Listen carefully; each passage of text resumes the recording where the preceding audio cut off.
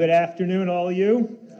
And so I'm going to whip, because I'm born in New York. I talk fast. I got 7 minutes. I don't got much time. But let me say, first of all, please, how many of you have ever had somebody who you hold close in your heart struggle with drug addiction? Please raise your hands. How many of you have ever had somebody you hold close in your heart use drugs, smoke weed, whatever, and not have a problem with it? Raise your hands.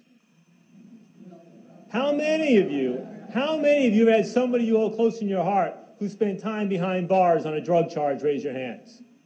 I want to talk about all three of those things. I'm going to talk about all three of those things. And let me say, first of all, that the things I'm going to say, I'm going to get you going.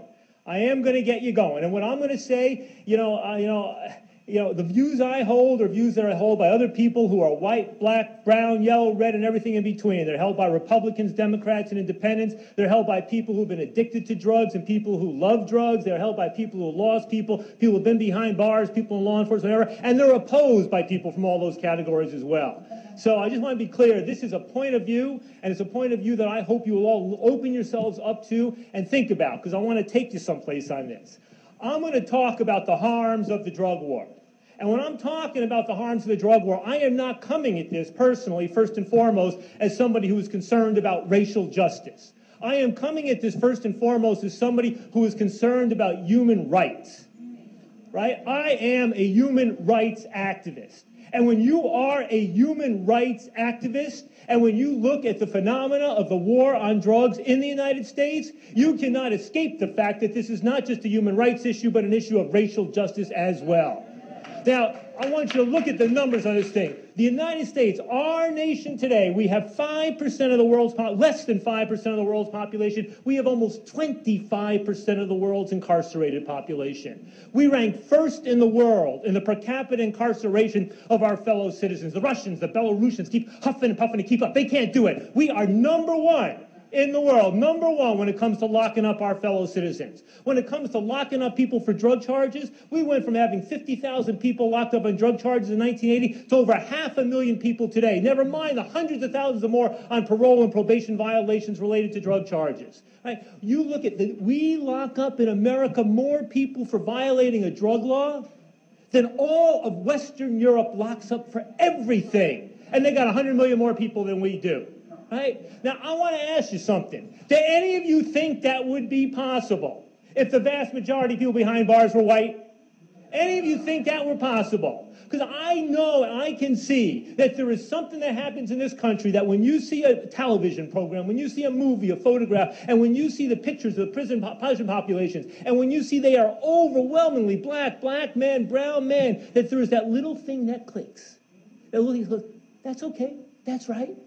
Because I know that the vast majority of those people were white. We would not be leading the world in incarceration rates. I know that the movement for reform would be moving a lot faster than it is right now. And I'll tell you, when it comes to the war on drugs right now, when I look at that as history of America, I can look from slavery to Jim Crow to the war on drugs. No better system has ever been created to accumulate massive, vast millions of people, black people primarily, and put them behind bars. Give them a number, take them away from their homes, put them in upstate communities, dissolve their identity, treat them as second and third and fourth class citizens the rest of their lives. That is what the war on drugs is doing today.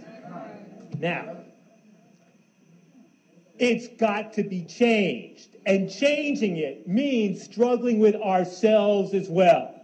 Because this was not just a matter of the war on drugs, of white people and white races putting black people behind bars. Let's understand that the war on drugs that emerged in 1970s, 1980s, 1990s, that was a bipartisan struggle and a biracial struggle. That the people who supported those original crack powder laws were white and black. That the people who opposed needle exchange programs to stem the spread of AIDS were white and black. That the people who bought into all of this hysteria were white and black. And that means, quite frankly, that we have to look in ourselves and in our fears and in deep down and get ourselves uncomfortable, because if we're going to uproot this from American society, it is only going to be from this critical self-examination. I want each one of you to please think back 20 years ago when crack was devastating inner city communities. Were you the one saying, lock them up, put them behind bars? When people were saying that we needed needle exchange program to stop the spread of AIDS, were you saying, I don't want to give a needle to a junkie? Why would I enable their addiction? Were you the one saying that? And now maybe you understand that that's not right? Because there is a price to a slow learning curve. When other nations understood what was right 20 years ago, we were slow. And the price of our slowness was an incarcerated population that now leads the world. The price of our slow learning curve was hundreds of thousands of people dying of HIV/AIDS. We can no longer afford to have a slow learning curve. We have to accelerate our learning curve. And we have to understand that no matter how much we hate drugs, that the war on drugs is not the answer, that the criminalization of criminal justice is not the answer, that it is always a mistake to call in our oppressors to save ourselves from ourselves.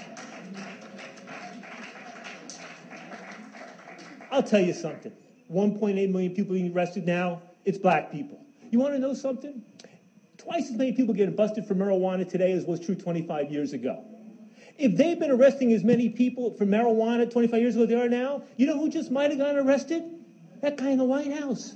And would that guy in the White House be sitting in the White House today if he'd been arrested for marijuana? How many people are being derailed from this? How many people? So what I want to understand is that is there going to be a collective movement to end this? I am so happy. When we were doing a ballot initiative in California to try to shift resources from prison and parole into treatment, that Alice Huff and the NAACP, they signed on to that. I was so happy that when my organization was leading the effort to repeal the Rockefeller drug laws, that Ben Jealous sent out an NAACP alert, not just to New York members, but to the entire nation, NAACP, because he knew those laws were wrong. But it can't just be about tinkering around the edges. We have a systemic problem, and we have an ideological problem. No matter how much you hate drugs, no matter how much you have seen the worst that drugs can do, the war on drugs, the criminal justice system, and the criminalization approach cannot and will not be the right way. It does not make sense to put the resources into the hands of the prison industrial complex. You want money? We want money for treatment and education and healthcare and housing? Then we can't have the fastest building prison system in the world. We can't have a prison industrial complex absorbing $100 billion a year.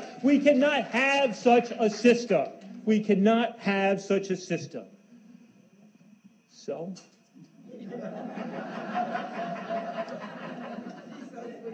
I hope and I pray that as these reforms come up and as people look and they start talking about more sensible, not just giving lip service, that we all recognize a moral obligation to reduce the role of criminalization and the criminal justice system in drug policy as much as possible. We are never going to be a drug-free society. There has never been a drug-free society. There never will be a drug-free society. Our challenge as human beings and communities is to accept that reality and to learn how to live with this reality so that drugs cause the least possible harm and in some cases the greatest possible good. That is our obligation. It is to uproot and dig out our fears and to move into another world in which our nation's drug policies are grounded in science, compassion, health, and human rights. Thank you very much.